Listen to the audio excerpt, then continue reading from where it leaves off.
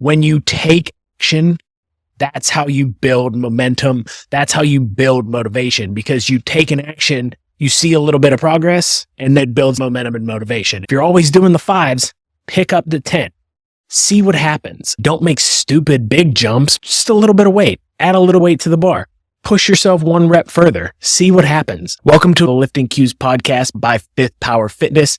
I am Coach Quinn, aka Coach Q, owner and founder of Fifth Power Fitness, an online fitness coaching business to help you get as strong and jacked as possible, no matter your lifestyle.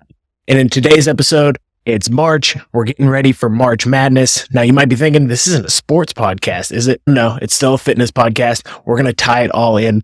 I have always been kind of obsessed with March Madness. Ever since I was a little kid, I loved filling out the brackets, watching upsets, all that stuff. I wanted to bring that into fitness now that it's coming up again. People are getting excited about it. I get excited about it. There's something to be said about the pure essence of sport, putting your all into something, people not believing in you, but you come out on top. We see these upsets, determination, hard work culminating into one moment. And I think that really fits into fitness in a beautiful way, because we put in all this hard work day in and day out, forcing ourselves to be disciplined, consistent for one day to, hit that PR or body weight goal. So thinking about how we apply that to our fitness, I want to bring that same energy to the rest of this month. We're going to have fun with the new setup of the podcast, which I alluded to last week. Last week ended up being a little bit different of a podcast just because I was in a different place. I had just suffered an injury, hadn't done a podcast in a while. I wanted to catch you guys up, let my thoughts out and how I was feeling in that moment and, how I'm going to progress going forward. But with this new setup of the podcast, brought to you by Fifth Power Fitness, now that I have started the fitness coaching business, it's going to be set up a little bit different. So there's what I call the 5 powers of fitness. And these 5 powers all come together, and we have to be masters of each one and put them all into our life to be able to build the lifestyle and reach the goals we want. So they go in this order. If you haven't heard them, check out the website, fifthpowerfitness.com. All the powers are there. You can get more information, book calls, subscribe to the newsletter. There will be a newsletter at the end of the week detailing this podcast in writing so you can read it every Fifth Power Friday. Remember to like, rate, subscribe wherever you get your podcast. Watching this video on YouTube, please subscribe to the channel. It always helps. And then I can bring more content. So with that being said, 5 powers of fitness. Number 1 is strength in all aspects of your life. It started with just being, getting people physically strong. When I started training people in the gym, my biggest realization was that, people just haven't learned how to move properly and express their strength, or they haven't built any strength. They just need to build more strength. A lot of people think, I can't squat down deep enough, or I can't get up. Oh, my hips must be tight. I must need to stretch more or do mobility. No, you probably just need to get stronger. So that's really where it started. And that's why this is the first power, is I think it's important for everyone to get stronger. But in that pursuit of gaining strength, discipline, consistency, and pushing yourself, you learn these mental and emotional strengths, or you develop this mental and emotional strength. So I think it's a really good encapsulation of building strength in all aspects of your life. And that's what we're looking to do with that. Number 2 is muscle. Muscle is not just important to your aesthetics. It's not about just getting as jacked as humanly possible so that you can show off your muscles or have this physique. Muscle is an organ of health. Your metabolic sync, it makes you more insulin sensitive. Carbohydrates and glycogen improve your health. It'll improve your metabolism. It speeds your metabolism up by building and repairing and maintaining that muscle.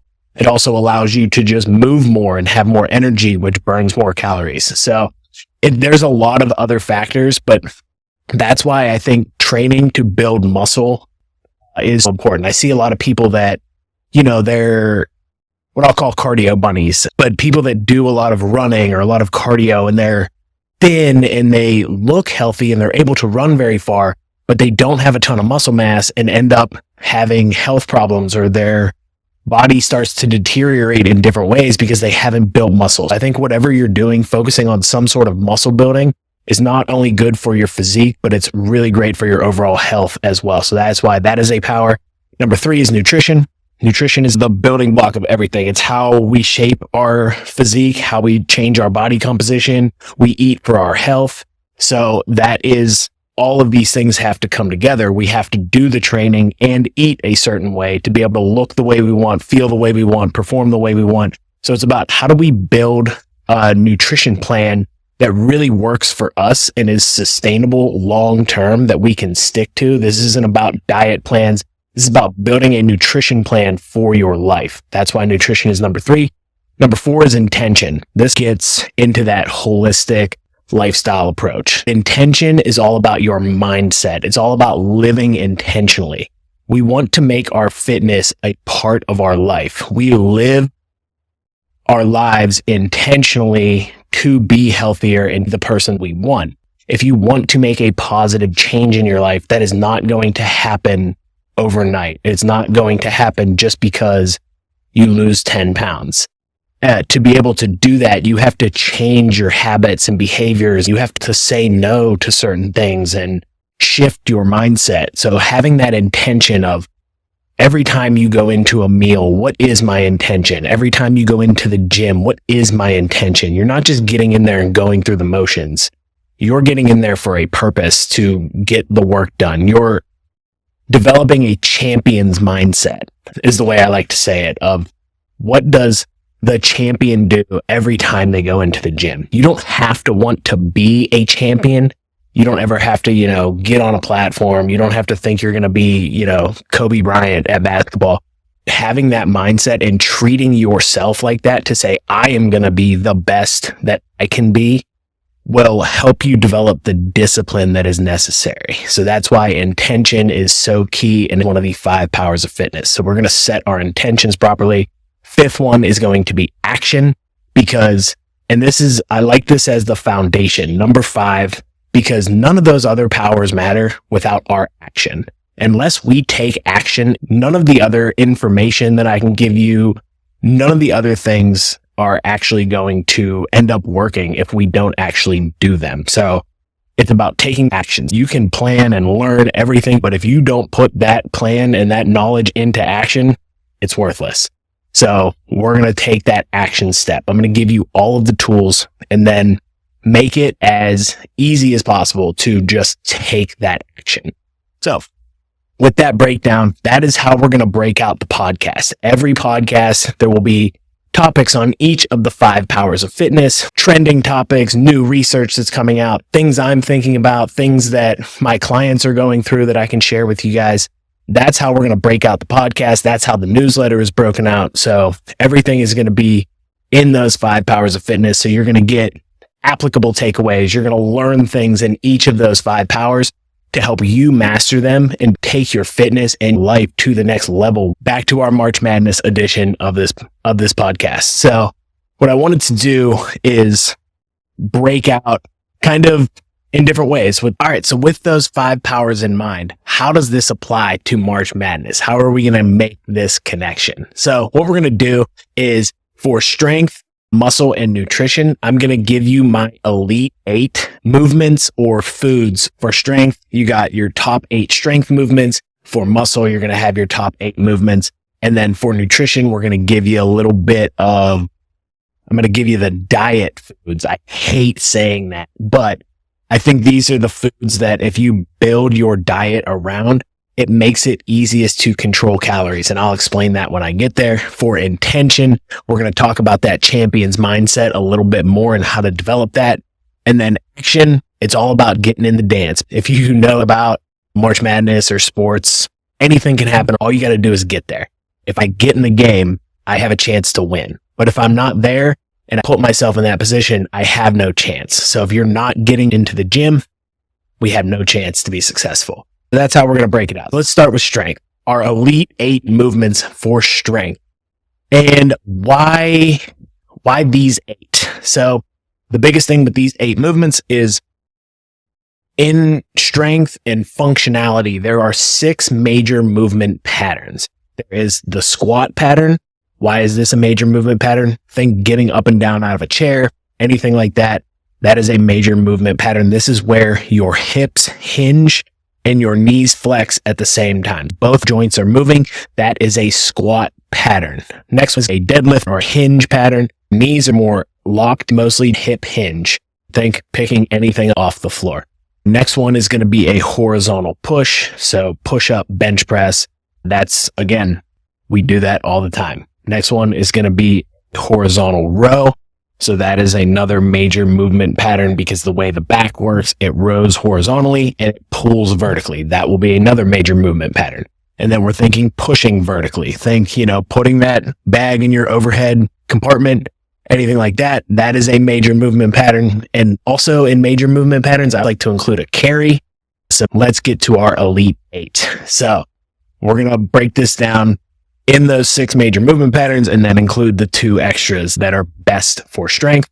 Number 1, barbell back squat. That lift is king, queen, all of it. That's my personal opinion. You have to do a squat pattern. For the barbell back squat specifically, when we're thinking about strength, we're thinking about loadability, progressibility.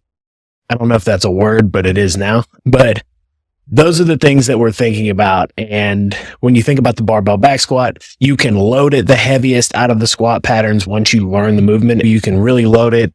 It's an incredible builder of strength for the legs, core, back, really everything. It's a full body movement and the most loadable and easily progressed. Front squats are a little bit more difficult just because it's a little bit harder to find that position and get the shoulder mobility that you need or just get comfortable in that position. So it's not quite as loadable and it's a little bit slower to progress. It's a great movement. It's awesome if you can find good ways to do it. That's why I picked the barbell back squat. It's my favorite lift. It's my favorite thing to do. It always has been since I was 13, 14 years old. Probably helps that I'm naturally pretty good at it, which makes it fun. It's always going to be number 1. I don't know if anybody can unseat that one for me. You might be able to convince me that number 2 should be number 1. I could hear the argument, but I just don't think you're going to convince me as a full body lift. There's nothing that expresses strength quite like putting a weight on your back that could physically crush you and sit down and stand back up. I don't know what's stronger than that. So that's just my opinion. But that's why the barbell back squat will always be number 1. You can use any squat variation, anything that helps you get up and down, flex at your hips and knees is a squat. Split squats, even leg press can be good for building the legs, especially if, your posterior chain, your core is not quite strong enough yet while you build that up. So those patterns work as well, but I'm with the barbell back squat for number 1. Number 2, deadlift. I could be convinced this is number 1 or the best strength lift or the best expression of strength, but there's not the... I'm going to say something and I don't want it to sound too weird because, this has actually happened and I don't want people to be scared to lift weights. But with a deadlift, there's not the inherent risk of death. The bar is on the floor and the worst that can happen, sure, people have injured their back, but I think it's more rare than people would lead you to believe. But the worst thing that's going to happen is you just can't pick it up and you're just going to drop it back to the floor. With the squat, if you can't get it up, you have to bail with weight on your back or be saved. With the deadlift, you don't have that, but that doesn't make it, less of a strength lift. That's just, in my mind, but there's that mental piece of this strength as well. The deadlift is number 2, super functional, picking things up off the floor. Strengthens the entire posterior chain, very easily progressed with the barbell. Number 3, I'm going to put pull-ups just for, again, functionality of being able to pull yourself up. I think it's really important to develop that strength, hit the lats and learn how to move your shoulder blades. For upper body mobility, this is a great one, being able to hang your core. Everything is involved in this movement. It's a functional movement. It can be loaded, progressed, put weight on it, do more reps. It can be progressed in any way. This is another very hard movement for a lot of people to learn. And because, handling our own body weight is difficult if we don't do it enough or if we are at too heavy of a body weight. Learning how to handle your body weight is another version of strength that this develops. And I just think the lat strength and being able to utilize your lats and move your shoulder blades in the way that you need to to be able to do a successful pull-up is super important. And, chin-ups can be in there too, but fuck those right now. I'm just kidding. Just because I tore my bicep doing a chin-up does not mean I think chin-ups are bad, does not mean chin-ups are dangerous, does not mean any of that. There were a lot of factors that led to me being injured. It's going to be a while before I do a chin-up again. Pull-ups are number 3. Number 4, you're probably expecting bench press, but you're going to have to wait on that one because this is going to be overhead press. I like the overhead press for upper body strength more than a bench press for a few reasons. Number 1, I think the overhead press is more functional than a bench press. And it is more, I really think that's the biggest thing. And you have to develop some mobility to do a successful overhead press. Now, I don't talk about mobility a ton because the way I look at mobility is full range of motion strength training develops mobility. So we just have to, it's just a matter of where you start and how you progress. I think being able to progress to an overhead press and having that overhead mobility and mobility in your back with that pull up, you're developing both here. So that's why the overhead press beats bench press for me. Bench press is a very technical lift. You see people that set up with giant arches where your hand placement allows you to bench press more or less. Range of motion is different. Everyone's a little bit different. People can get away with a heavier bench press with good technique or limb lengths. I just think the overhead press, I feel, is more controlled in that you're starting here, you got to press that bad boy overhead. Now there's a little bit in how much your spine can bend, whether you're doing a fucking standing incline press or something, but I think the overhead press is just more controlled and there's not a lot that's more impressive than a heavy ass overhead press. I think it's a great expression of strength because there's nowhere to hide from it. You have to start at the bottom. You have to start at the contraction. You get no stretch reflex. You get no chance to feel out can I hold the weight? I mean, it's a fucking grind to get through those. And if you can do that, you're fucking strong. So that's why that comes in at number 4, and it is the first press on the board. So that's your final 4, if you guys are wondering. Those I think are the 4 most important. If I could only do 4 exercises for the rest of my life, it would be those 4. But let's get into 5 through 8, who just doesn't make the cut, but fills out that elite 8. So number 5, still not bench press. We're still not there yet. I'm going to go bent over row.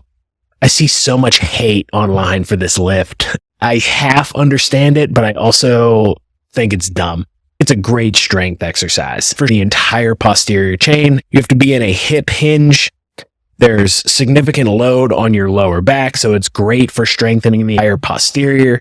Plus, you get more lat engagement in upper back work than with a deadlift because you get the eccentric portion of it with this lift.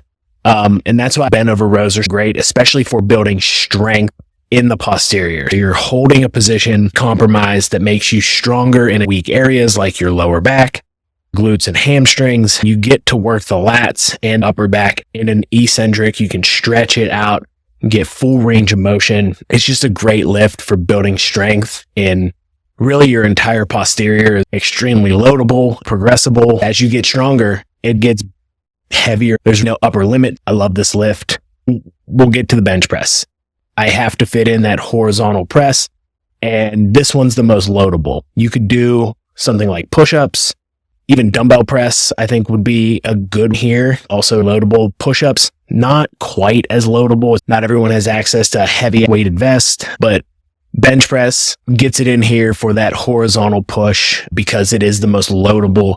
I think there's ways of doing the bench press that make it a little bit more for developing actual functional strength. So not having the biggest arch, keeping your hands a little tighter than competition with, way out wide so you don't have to go as far. So you can make it work for whatever it is that you want to make it work for, but bench press comes in at number 6. Now, number 7 and number 8 We've gotten through our 6 main movement patterns. We've developed the strength and movement patterns we need. If you were only going to do 6 exercises for the rest of your life, probably those 6. What else can we do? So one thing I want to do is I really like to do single leg work or unilateral leg work. Again, the barbell back squat is going to develop a lot of leg strength, but I think there's just so much functionality in unilateral lower body work. So that's going to come in at number 7. My favorite is the reverse lunge. I think it's the easiest to load. It's the easiest to do. Now you could say split squat. I think reverse lunge is just a little more functional and loadable. You get more leg drive off the back leg. So you're not just doing single leg, but you're getting a lot of load on that eccentric load. I think it's a better eccentric load because of the movement pattern goes. Stepping back is more natural than standing in this split stance. So I just think it's a little bit more loadable, which is cool. And I think it works the best for that. So that's why reverse lunge comes in for number 7 as our single leg movement. Number 8 is a loaded carry. Biggest reason for loaded carries. I don't care about grip strength. Sorry, guys. I have deadlifts in there. I have pull-ups in there. I have bent over rows in there. If you can progress those 3 lifts, you have strong grip strength. You don't need to work grip outside of that. A lot of people point to, but people that live the longest or are the healthiest have the best grip strength. You know why? It's because they strength train. Grip strength is just a really easy way to measure, how strong are you really? If you're a strong deadlifter, your grip strength is strong. You don't need to train your grip strength for outside of the lifts that you're doing. It should be just fine. Even if you use straps, you still grip the bar tight. The reason I like carries is for core work and functional core work. I really like unilateral carries, single arm carries. An overhead carry is great for overhead strength, mobility, and core strength as well. Offsetting those with, a unilateral carry and an overhead carry. You just grab some heavy weight and fucking walk around with it. Keep your core tight, good posture. It's good for strength and super functional. I'm team 1 trip from the car to the kitchen. If I can make it in 1 trip, I'm going to fucking do it. They used to call them farmer's carries. Now I call them grocery carries. So I like that one as well.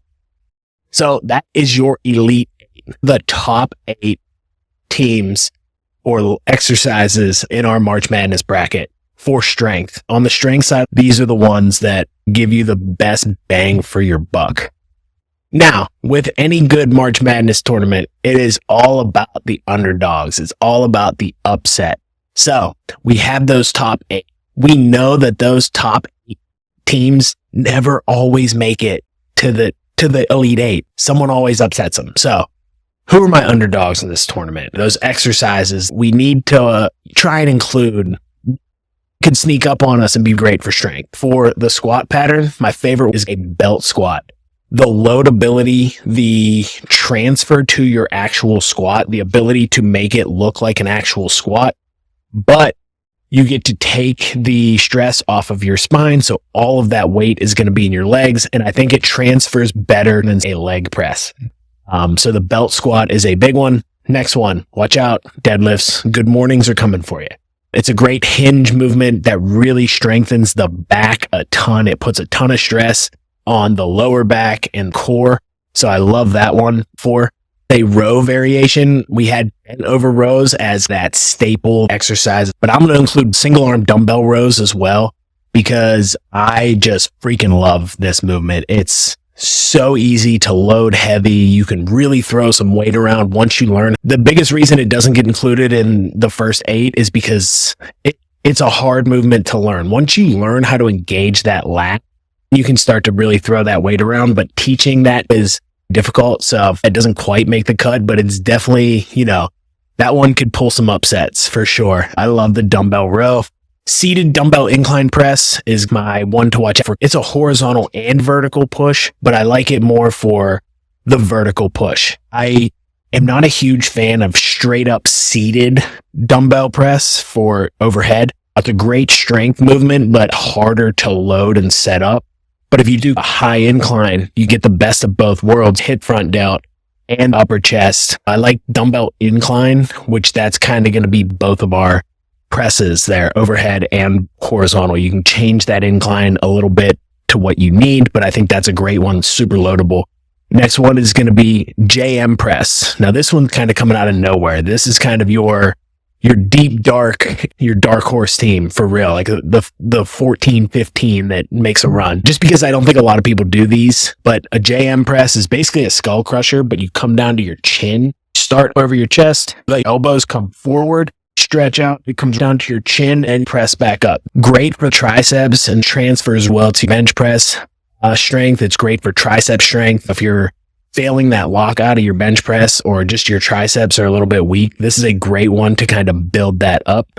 So I like that as a really underrated strength movement. Last one is TRX ab rollouts. Start in a regular plank, lift arms overhead, keep core tight, and then you pull yourself back. This is a great core strengthener.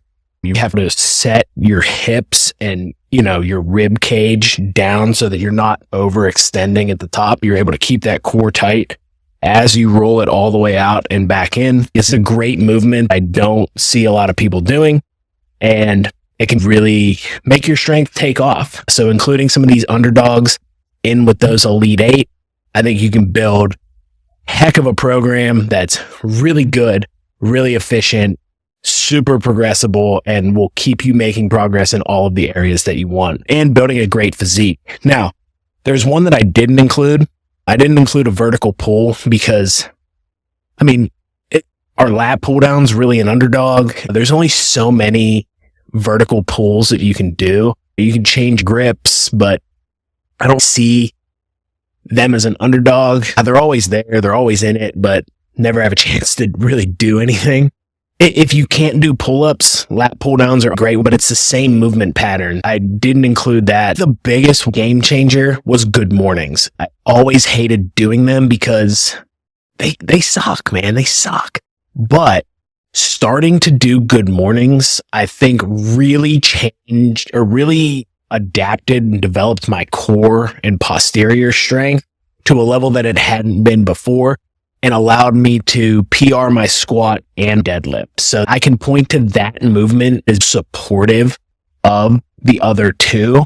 It has the ability to make its way into the top 8. I could put good mornings in over loaded carries or even, your unilateral leg exercise. It could fit in there. Now, I don't think it'll surpass deadlift as a hinge movement, but it's a great movement to get strong at and progress. Include that one. It has a chance to make a run. So I really like good mornings as far as that strength movement. But so that's our strength side of the board. Now we're going to move to muscle. Why do you separate these out as far as exercise selection and training? Because different things are important for building muscle than just for building strength. So strength, there's 3 major things. It is a very specific movement. We have to develop a set of motor skills to do specific movements. Strength is expressed in a specific movement pattern. Powerlifting is squat, bench, and deadlift, and there's standards for each so you can train it very specifically. It controls the variables. So people can have different looking squats, but it's like, how low do you get? Deadlift. Are you hitching on the way up? Are you pulling a clean lift? Bench press. Are you holding a pause and making a press? Like, are you keeping your butt down? All that kind of stuff controls the variables as much as possible so that we can even the playing field so that we can see who is the strongest. So strength, you have to develop those motor skills. You have to develop neurological connections. So your ability to transfer force from muscle to tendon to bone, adapt under load, and be able to do that under heavier and heavier loads. You have to develop those neurological connections, and the muscle force determined mostly by muscle size. Once you get proficient with motor skills and neurological patterns and ability to transfer force efficiently, then you just got to get bigger and be able to produce more force. With building muscle, the biggest thing is how do we stimulate the muscle and put the most tension on it? And that's going to be things like range of motion, getting the muscle into the most stretched position, because that's where there's the most tension, pushing close to failure. So we're going to look for more stable exercises. If you think about pushing a squat to failure, we talked about that imminent risk of death You don't want to be failing squats on a regular basis. So you don't want to be necessarily pushing a barbell back squat to failure. That's probably not going to be your best muscle builder. Is there a ton of tension on the legs? Yes. There's also a ton of fatigue because you're putting the bar on your spine.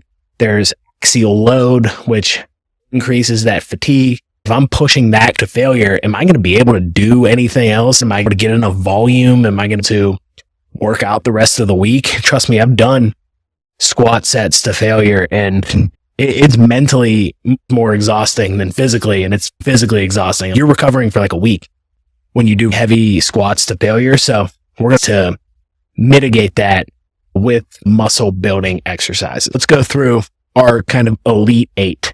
Number 1, and we're still going to focus on those 6 main movement patterns for 1 through 6. So number 1 is a hack squat. I like this movement better because it's a great quad builder. It's easier on a hack squat. You're more stable. There's less axial load. And you're able to load it pretty heavy, and you're able to adjust the movement pattern to really get great knee flexion and really stretch the quad and get a great quad stimulus. So that's why that is the squat pattern that is going to be in for hack squats. You could argue belt squat for the same reasons I did for strength. You're taking off that axial load and really able to load the legs pretty heavy, but it's harder to set up to isolate the quads better. It's a great glute builder. If you're a quad dominant squatter, it can be great for the quads as well. I like the hack squat personally as the best one. You could also put the leg press in there. It's very similar to that. Number 2, RDLs. Because we're thinking about building muscle, it's not going to be a regular deadlift because it doesn't have the kind of eccentric load that the RDL does. So because you're keeping your knees locked, you're not using your quads on the way up, you're lowering slow and stretching out the hamstrings and the glutes in the lower back. It puts a lot more eccentric tension and a lot more stretch tension on that muscle. You can adjust the range of motion to be as far as you need. You can slow down that eccentric to make it difficult. There's a lot of different aspects to increase the intensity. It's super loadable. I think for hamstring and glute development, it's probably going to be the best one. So that's why I'm going to put that one in there. Number 3, single arm chest supported lat pull down. Now we're starting to get into the optimal type of training. But again, this is the elite 8, the top of the top. For lat development, I love a chest supported single arm lat pull down, setting up the bench in front of the cable machine on an angle. You can get that stretch up and out because the lat wraps around the body and stretches up and down. If you stretch up and out at a 45-degree angle, that's going to stretch that lat. Using the chest support allows for maximum stability. Get that stretch, feel stable, and isolate the lat on the way down. Easy to push to failure. Great range of motion. You can slow down that eccentric, load it heavy. You can put a strap on to be, oh boy, did I just say that? Nope, we're going to forget about that. Use lifting straps to be able to, do more volume. So I think that's a great one. And just building that mind muscle connection and learning how to use the lat, isolating that single side, using the chest support for that stability. Super great. Number 4, machine shoulder press. So when it comes to building that front delt and getting that vertical push, I like doing machine shoulder press because again, that stability. I like the resistance path. It's easier to get overhead. You can get a full stretch in a comfortable position by setting the seat the right way so that you can come down, get a full stretch, have that tension at the bottom and have that tension throughout. Just a great exercise to load, push to failure. Again, the stability. With dumbbells, you lose a bit of that stability. You have to get set up. Trying to get the dumbbells up on that first one's very difficult. So that's why the machine shoulder press gets precedent in the Elite 8 for hypertrophy as far as the delts are concerned. For your horizontal push, we're going to dumbbell low incline press. When we're talking about hypertrophy, we're talking about how we can get the most amount of volume, push close to failure, get the best range of motion. So when we're talking about chest supported cable, like all these different things that we're adding to it, like why don't you just do a flat dumbbell bench press, bro? You can. Sure. That's great. But I think just putting up a low incline, much easier on the shoulders, much easier to get that range of motion. You're going to stay healthier. You're going to be able to push to failure more often. You're still able to get a great range of motion. You're able to hit the entire chest. It's only a low incline. It's easier to get the elbows out in front, a great stretch, the right joint angles to be able to maximize your strength, to be able to maximize the volume, maximize the muscle recruitment. So I just think that's why the low incline press is, and going dumbbells is better for, hypertrophy than a barbell, because you get that full stretch. You can stretch down as low as you want. So that's why that one wins. So number 6 is going to be a wide grip cable row. I went back and forth on what the best one was, but I really like the wide grip row because it's a great lat builder. You can get great range of motion really stretched out. It's also a great upper back builder and mid back builder because of that squeeze at the top, and then you can really let it stretch out. Again, stable exercise, push to failure, all the good hypertrophy things. And it's one of my favorite back movements ever. I really like the wide grip cable row for hypertrophy. Now, number 7 and number 8 are going to be a little bit different because we're looking to build a physique. We're going to think about some different things. So number 7 is going to be your overhead tricep extension. Reason for this is going to hit the long head of the tricep. So this muscle in the middle here, this big one here that makes your arm look huge from behind. If you want big arms, you need bigger triceps. And in all of your pressing movements, especially as a male, you work more of the short head of the tricep. We want to get something that isolates the long head. I like overhead the best because, again, ability to push to failure, stability. Skull crushers are really good, but I like the cable tension, constant tension, being able to get that full range of motion, really stretch that tricep out. Stretch it out at the shoulder joint as well because it crosses over that. So I really like that one. And then number 8 is going to be the cable lateral raise. I love cable lateral raises. You can do machine lateral raises too if you have one of those at your gym. But again, that constant tension and being able to build that shoulder cap, that mid delt, those wide shoulders, super important. And I think this is the best way to do it. There's not a great compound exercise to build that part of the body. So that's why it's in the Elite 8. It's the best exercise for building that shoulder cap. So we need to include it. We've hit everything else. We hit the quads, hamstrings, lats twice, mid back, front delt, chest, triceps. It's the only thing we don't have. I mean, you get some pulling with your biceps. We didn't hit the calves, but I'm never going to include that because outside of astronomical amount of volume, genetics, or steroids, it's pretty impossible, but you can include that if you want. Biceps and calves are the only ones that didn't get included in the Elite 8 because they get work elsewhere. I only had 8 exercises, so we got to prioritize. Maybe you could do a reverse grip row to hit the biceps as one of your back exercises. All the other stuff is so important to hit. Maybe you could pull a vertical press out and put a bicep exercise in. That might be your best bet because you get some front delt work in your horizontal pressing. Front delts might not be most important from a physique perspective. So if I only had 8 exercises, those would be the 8, but that's how we're going to set up, those top 8 seeds. Now let's look at some underdogs. So with those hypertrophy underdogs are the ones to watch out for. These exercises I think you should definitely include and have a chance to make a real difference in your muscle gains. Number 1 is the seated hamstring curl. RDLs, yes, they hit the hamstrings, but there's other movers involved. The adductors are really involved. The glutes are involved. It's limited by your lower back. So by doing the seated hamstring curl, I think it's a great way to really isolate the hamstrings. Plus, with the seated version versus the lying version, we get a better stretch. Also, there's 2 muscles of the hamstrings. They're the biceps of the legs. 2 hamstring muscles work. The seated version works both of those because of the stretch in the way that your hips are positioned versus the lying version. Lying version only hits really one of the hamstrings muscles.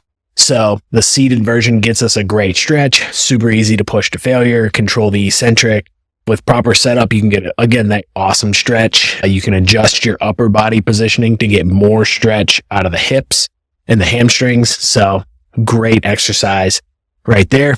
Another one going to be neutral grip lat pull downs. I think this is a great one to really isolate the lats and get a great stretch, and be able to load really heavy and push a lot heavier.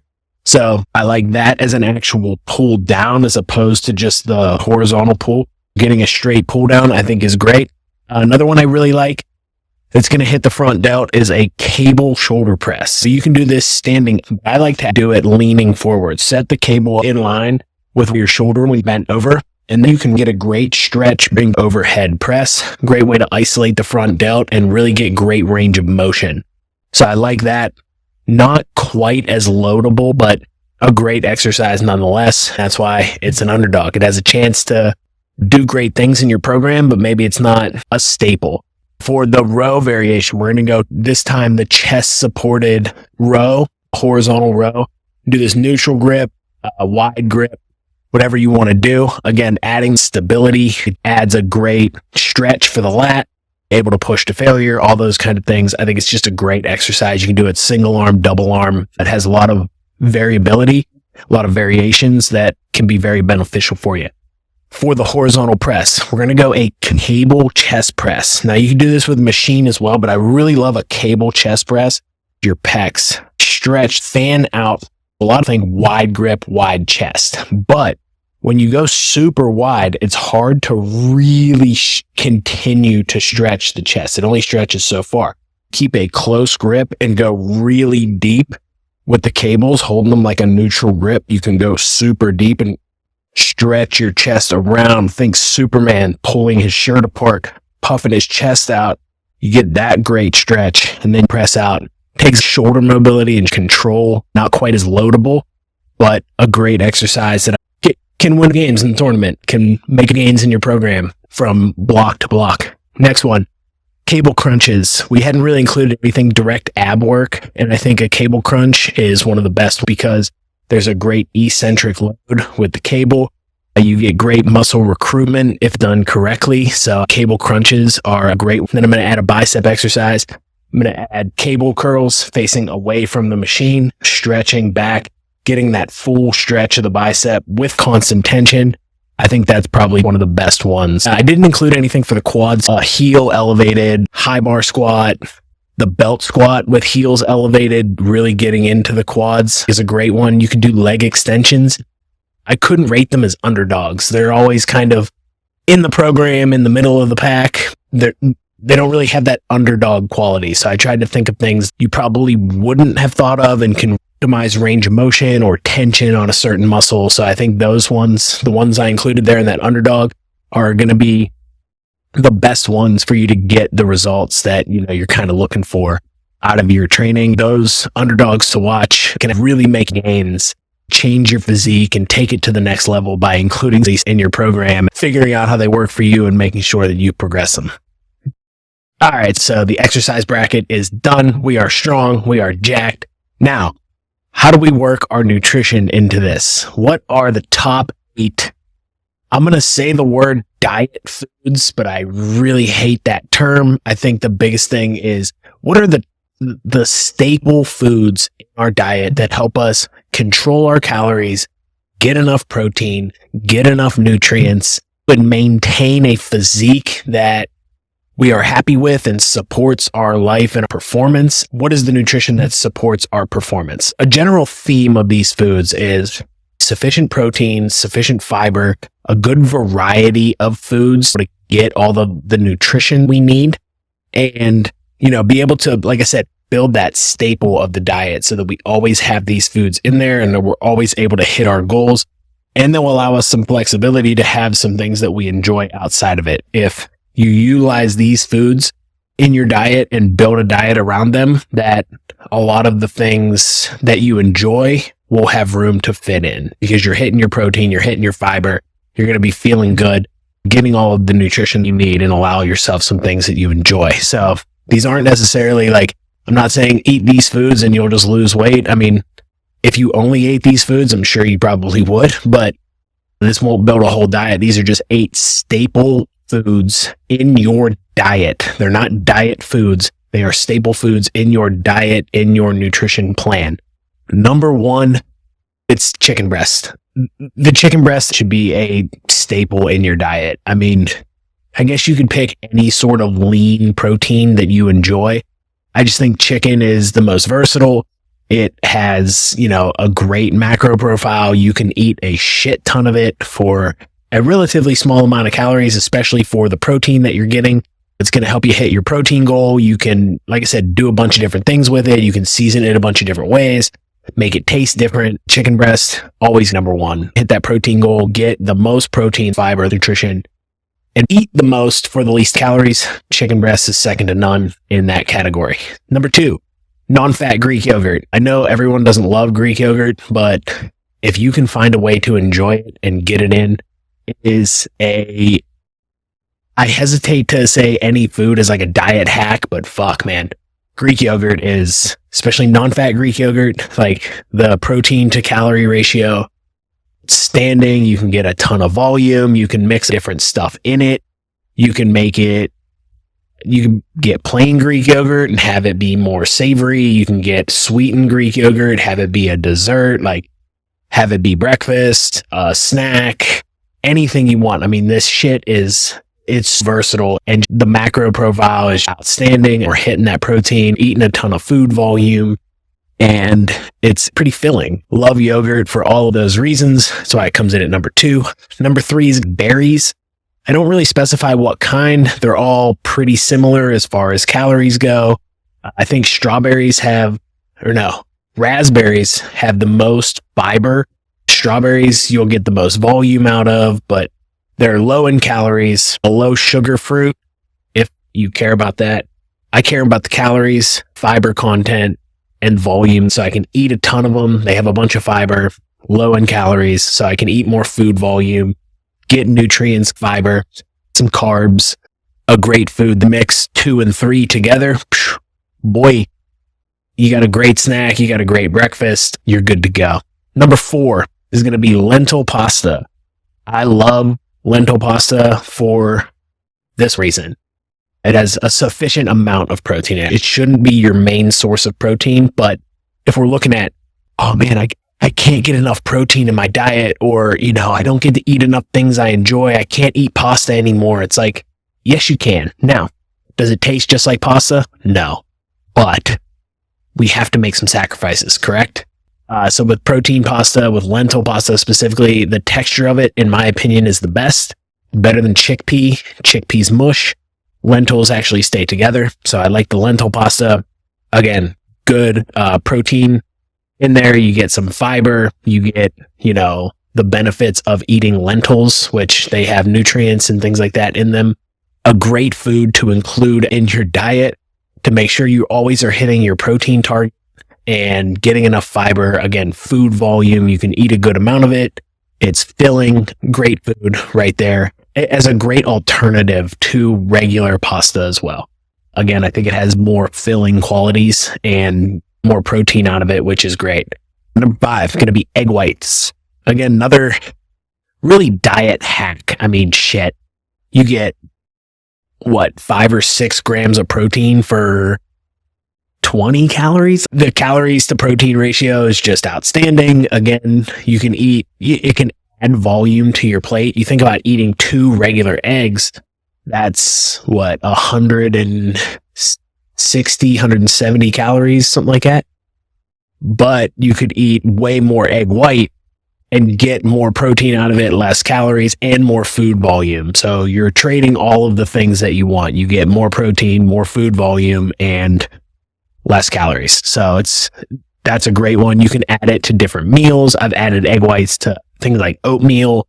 Number 6 is low carb wraps. The calories that you see on the back are not necessarily the amount of calories that are in the product. The reason I like low carb wraps the best is because they typically have a good amount of fiber. It's going to help with digestion speed and satiety, keeping you full. That's why I like these better. Sometimes they have more protein than a regular wrap. Also versatility. You can make wraps for on the go, for breakfast. You add variety to your diet, these low carb wraps, and they actually make a good amount of them that taste pretty good. So it's a great, lunch option, snack, breakfast option, gives you a ton of fiber. The calories are lower because not all of that fiber is digested. That'll increase your thermic effect of food. You're burning more calories to digest it. Number 7 is low calorie, low sugar, and low fat dressings. The best brand I know is G. Hughes. It makes a ton of low sugar and, light dressings and stuff like that. So that's a great way to add different flavors to your meals. Find different, low calorie, low carb, low fat dressings, sauces, all those kind of things to switch up the flavor profile of your meal. You think about eating a lot of chicken breast. How do I change the flavor of this? Different seasonings, but different sauces is a great way to change a meal without adding calories. Get a sauce that's under 50 calories a serving. I like it to be somewhere around 20 to 30 per tablespoon. I think that's a good range to be able to fit in those kind of things. And I think people forget about the sauces they're eating and how much of the sauce that they're eating. So being able to just reduce calories there and add versatility to your diet and put different flavors in without adding calories is a great way to do it. I recommend finding a variety of low carb, low calorie dressings and sauces to help you with your diet. The G. Hughes brand is the best one. And number 8, we got to put this one in here because it's just too easy and it's just too good, and it's vegetables. And this is any vegetable. I don't care what kind. I'm not including root vegetables. The fiber content, the volume that you can add to your meals for, a small amount of calories. You can add crunch. You can add different flavor. You can mix and match. You can do all kinds of stuff with vegetables. You can pack a bunch of greens into a wrap with chicken. Boom, you have a filling, wrap with plenty of fiber, plenty of nutrients. You just can't beat vegetables. I don't care what the carnivore assholes say. Fiber is good for you. Vegetables are good for you. Please eat your vegetables. If you built a diet out of these foods, you'd find it easier to put your diet together, hit your protein target, hit your calorie target, and like I said, be able to fit in things that you enjoy. I don't only eat these 8 foods. I do eat these 8 foods, but there are other foods that I eat. And I think that'll bring us into the underdog category. With this one, I went a little different, just some things to add to your diet. We're always thinking about more protein. There's so many protein products now, which is awesome. But the one thing about these protein products and the reason they're not included in the top 8 is because they are still heavily processed foods, and higher protein is more satiating, but damn, they make some of these foods taste really good now and not filling. You're eating a lot of processed foods and only getting protein. You're not getting a ton of nutrition. These underdog foods are great to add as snacks or supplements, but shouldn't be the staple of your diet. Number 1 is protein chips. Quest and Legendary are the 2 big brands. And they're great for if you want that salty, crunchy snack or trying to add, if you have sandwich and chips for lunch, instead of eating regular chips, eat the protein chips. I know they're more expensive, but again, trade-offs, guys. We have goals. We have a protein target to hit. We want to reach a certain weight, a certain body composition. We want to be able to maintain it. These things help. It's worth the money. So those things are good to add. Protein bars, as long as they follow the protein rule, which is on the back on the label, if you take the grams of protein times 10, should be equal to or greater than. So protein grams times 10, greater than or equal to the calories in the bar. This is a sufficient source of protein. It's also going to help you keep the calories down. You're eating a good amount of calories. You're probably eating at least 180 to 200 to 220. That's a significant amount of calories if you're eating either multiples of these a day or eating one a day. It adds up to a significant amount of calories, so you want to include that in your diet, but it's a great way to get something sweet and some protein. Just make sure it fits into your diet. Another one, protein cereal. It's one of my favorite things to eat. I mix it with Greek yogurt. I use non-fat milk to get a great high protein breakfast or high protein snack. Add some of those berries to it. You get a lot of great stuff out of that. Again, it is a processed food, so it doesn't make the top 8. It's a staple of my diet. I don't know if it should be a staple of everybody's. I don't know if it works for everybody, but it works out in mine. My favorite brands are Premier Protein, and Wheaties makes a good one now. The Wheaties one is higher calorie, so just be aware of that. I use that more for times of bulking or performance. Use Premier Protein when you're trying to cut. Best advice. Protein pancakes and waffles. Again, this is going to round out our protein products. Again, just a good way to add protein to the diet and get something in that you enjoy. This should never be a staple of your diet. The calories are too high. None of all of the protein rule, but if you want a pancake or a waffle, finding ones with higher protein are, just a good benefit. Again, increases the thermic effect of food, sense of satiety, and gives you some benefit. So the calories that you're going to consume, we're getting some protein for it, more than we would with something else. Now, with all those foods, if you're really only enjoying them on a very occasional, very moderate basis, just get the thing you enjoy. It's going to be more worth it. It's going to satisfy the craving and help you consistently stay on your diet. That's great. If you have trouble staying on your diet and you're eating these foods a lot, adding the protein version can help really change the diet and help you out in a lot of ways. So look for that. Other, underdogs to watch, whole grain bread. I think it's underrated. I think bread is fine in the diet. You get more fiber with the whole grain version, get some nutrients. I think that can be included in the diet. One thing I love is light cheese. Cabo brand, CABOT, makes a great one that tastes really good. Some of the fat-free cheeses are just the texture's weird and it doesn't taste very good, but Cabo makes a really good one. A great way to reduce calories, add protein, non-fat milk. Super easy to get protein. Put it with protein cereal, cook with it. Another great way to add protein and just give you the best bang for your buck. Reduce calories in a very easy way. So when we're thinking about, how we build a diet and how we change our diet, what are the easiest changes? Going from full fat dairy to low or non-fat dairy, super easy. Like, the taste isn't going to change a lot. We're actually going to be able to probably get more volume. It's going to give us more protein. Like, those are easy changes, changing from 85-15 ground beef to 93-7. It's going to change the entire macros of our diet. Just little things like that. Like, changing from regular pasta to protein pasta, make it easy to reduce calories without thinking too much about it and without changing your entire life, without changing every single thing you eat and cook. Changing from regular bread to whole grain bread, regular wraps to low carb wraps, adding more veggies in your diet. Those are the easiest things to reduce calories, feel more full, and get more out of our diet, reach the body compositions and body weights we want, and be able to actually maintain them much easier as well and enjoy most of the things we eat. Those are the staples. They're really undefeated. The staples of the diet are always the same: protein, fiber, food volume, calorie control. That's where we go to. Now let's set some intention. When we talk about intention, we're talking about mindset. And how do we set our intention every single day and set our intention for our life through fitness to be able to get where we want to go?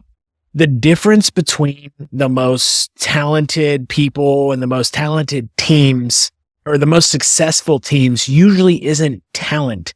Everyone at the highest levels is talented. Everyone has some level of innate talent and an ability to reach their full potential. The difference isn't your ability to do it. It's your mindset and the work you're willing and able to put in. I don't just talk about wanting it more, because everybody wants it. I hate when I see that kind of thing, like, oh, we just had more heart than the other team. It's like, how did you develop that? That's something developed, not just innate. It comes from the intention every single day to put in a certain amount of work to get where you want to be. Embrace the process, focus on getting a little bit better and overcoming adversity and busting this plateau and troubleshooting this thing and getting better at this.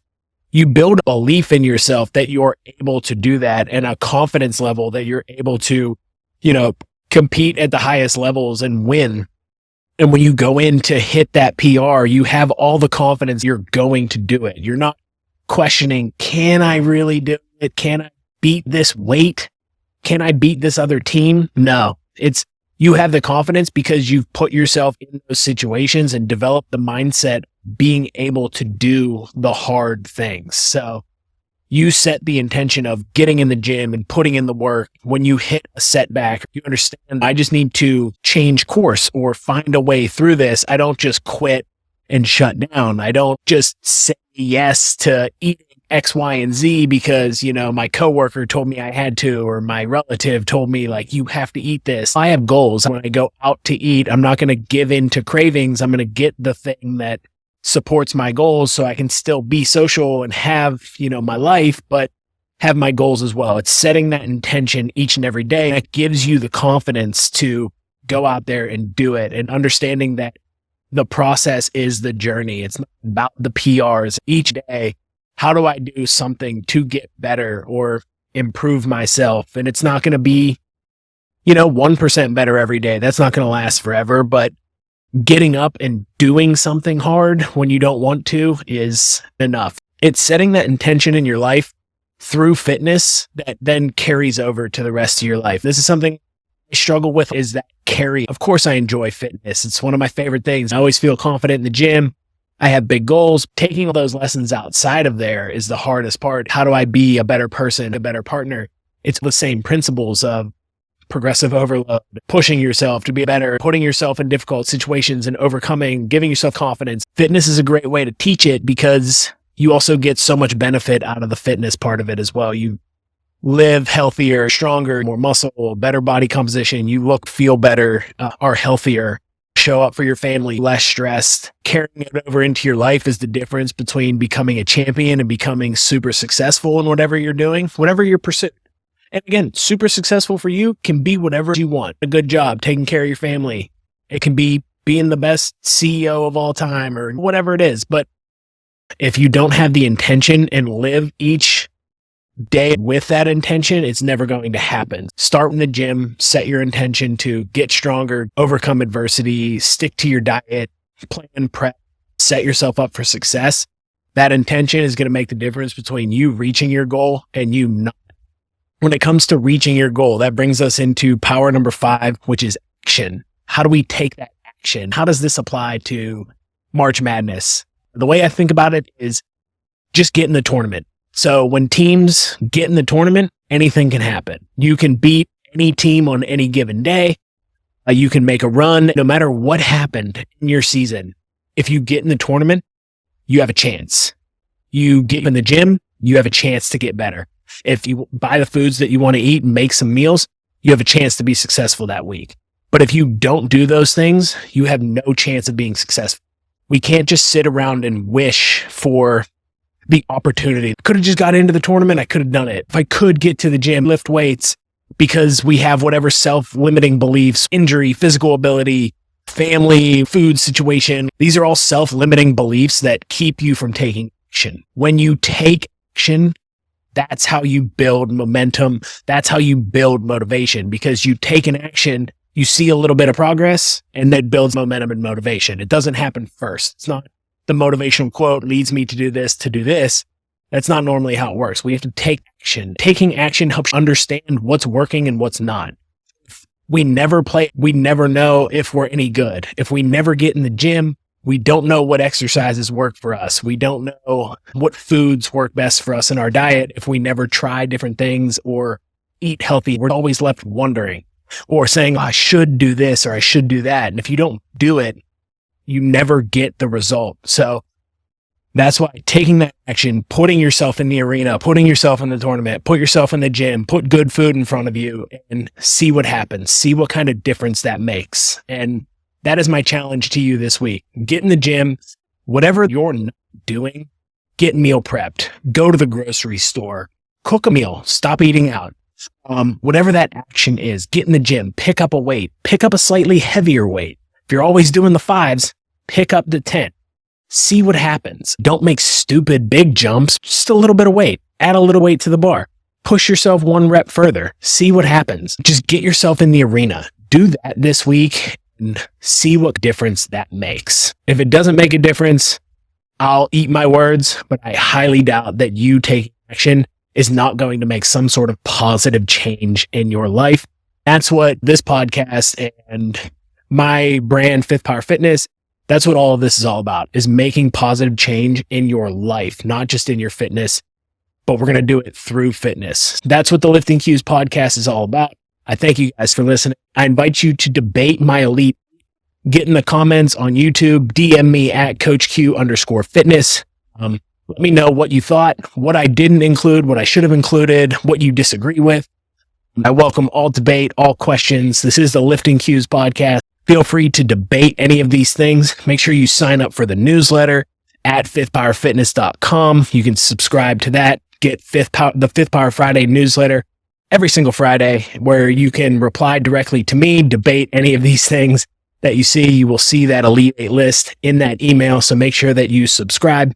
Follow me on social media, like, rate, subscribe, wherever you're getting the podcast. And last thing to focus on this week, that champion's mindset. Set your intention each and every day. Write it down. Just one intention for the day and make sure that you live that out. That is the champion's mindset, and that will make all the difference. Until next week, lifters, I'll see you then.